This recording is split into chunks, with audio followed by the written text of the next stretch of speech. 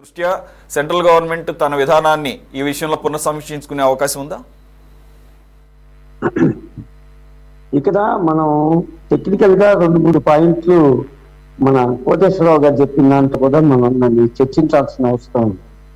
అదేంటంటే, ఒకటి last time కూడా చంద్రబాబు నాయుడు గారు వచ్చిన తర్వాత ఈ యొక్క పోలవరం ప్రాజెక్టు యాక్టివ్ గా స్టార్ట్ చేయటం కానీ అది కానీ మినిమం 2 years పట్టింది. తర్వాత నుంచే వర్క్ అనేది చేశారు. అందువల్ల ఈసారి గత అనుభవాలన్నీ దృష్టిలో పెట్టుకొని ఇంకా కాస్త ఫాస్ట్ గా చేసేటువంటి అవకాశాలు ఉంటాయి. కాబట్టి అంటే స్టార్టింగ్ లో వచ్చేటువంటి సమస్యలు కొన్ని ఇప్పుడు ఉండవు కాబట్టి కొంత మనం ఎక్స్పెక్ట్ చేయొచ్చు.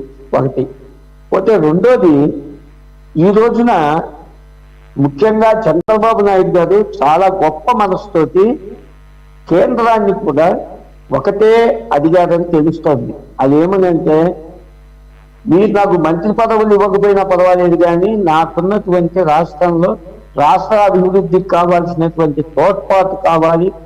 ఈ యొక్క 2 ప్రాజెక్టులు, ఒకటి పోలవరం ప్రాజెక్టు, 2 రాజధాని, ముఖ్యంగా ఈ రెండింటినీ పూర్తి చేయడానికి నాకు సహాయ సహకారాలు కావాలని అడిగారని, అందుకు ప్రధానమంత్రి గారు పూర్తి స్థాయిలో ఆమోదం తెలిపారని కూడా మనం వింటున్నాం.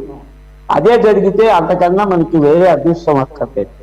పోతే ఇక్కడ ఒక చిన్న టెక్నికల్ పాయింట్ ఏమున్నాయంటే, ఈ ఆధార్ ప్యాకేజీలో అసలు వాస్తవంగా అయితేనేమో రాష్ట్ర ప్రభుత్వం దాన్ని భరించి వాళ్ళకి కావాల్సిన కాంపన్సేషన్ ఇచ్చి కేంద్రానికి అప్పచెప్పాలనేది గతంలో ఉన్నటువంటి ఆనవాయితీ.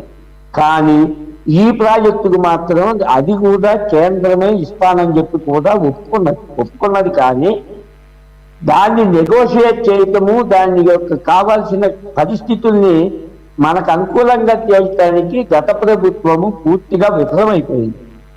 కారణం ఏమంటే, మీరు ఒకటి గమనించినట్లయితే, జగన్మోహన్ రెడ్డి గారు కేంద్రానికి వెళ్ళి నాకు ఈ ప్రాజెక్టుకు డబ్బులు కావాలి అని అడిగితే, అందుకు సంబంధించి తనేదన్నా పార్టిసిపేషన్ ఉంటే ఆ డబ్బులు తన దగ్గర లేవు కాబట్టి అసలు అడగటం మానేస్తే ఏ బాధ ఉండదు అనే ధోరణిని అవలంబించారేమో అని మనకి ఇప్పుడు అర్థమవుతుంది.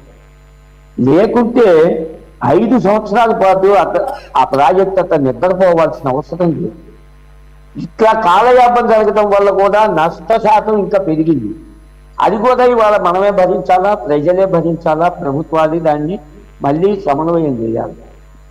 ఏది ఏమైనప్పటికీ రాబోయే కాలంలో అనేక సమస్యలు, ఇప్పుడు కోటేశ్వరరావు గారు చెప్పినట్టుగా ఇప్పుడు మనం గమనిస్తే ఈ ప్రాజెక్టులు అనేవి అనుకున్న టైంలో అయిపోతే పర్వాలేదు, కానీ కాలయాపన జరుగుతున్న కొద్దీ ఎక్కువ ఎస్టిమేషన్లతో జరిగే ప్రాజెక్టులు కాబట్టి వీటన్నిటికీ కూడా మళ్ళీ కావాల్సినటువంటి ఖర్చు పెరుగుతుంటుంది. ఈ ఖర్చు పెరిగినప్పుడు మళ్ళీ దానికి కావాల్సిన అనుమతులు తీసుకోవాల్సి వస్తుంది. అంటే ప్రాసెస్ అనేది ప్రొలాంగ్ అవుతుంది.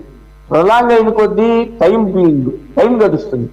అందువల్ల మనం కోరుకోవాల్సింది ఏంటంటే, ఇప్పటికైనా సరే అతి కొద్ది సమస్యలతోటి పరిష్కారాలు చేసుకుంటూ ఈ ప్రాజెక్టును ముందుకు తీసుకెళ్లాలని కేంద్ర ప్రభుత్వం ఎట్లాగూ సానుకూల ధోరణితో ఉన్నది. ఒకటి, ఆంధ్రప్రదేశ్కి ఏదో ఒక రకంగా తోడ్పడాలి అనేది ఒకటైతే, రెండోది చంద్రబాబు నాయుడు గారికి మోదీ గారి దగ్గర ఉన్నటువంటి ప్రాముఖ్యతను బట్టి కూడా ఈ రోజున ఈ యొక్క ప్రాజెక్టు తొందరగా పూర్తి చేస్తారనేది మనం విశ్వసించాలి.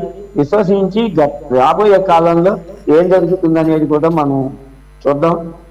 మంచిగా జరుగుతుంది, అందువరకు మాత్రం గ్యారెంటీ. Right, okay.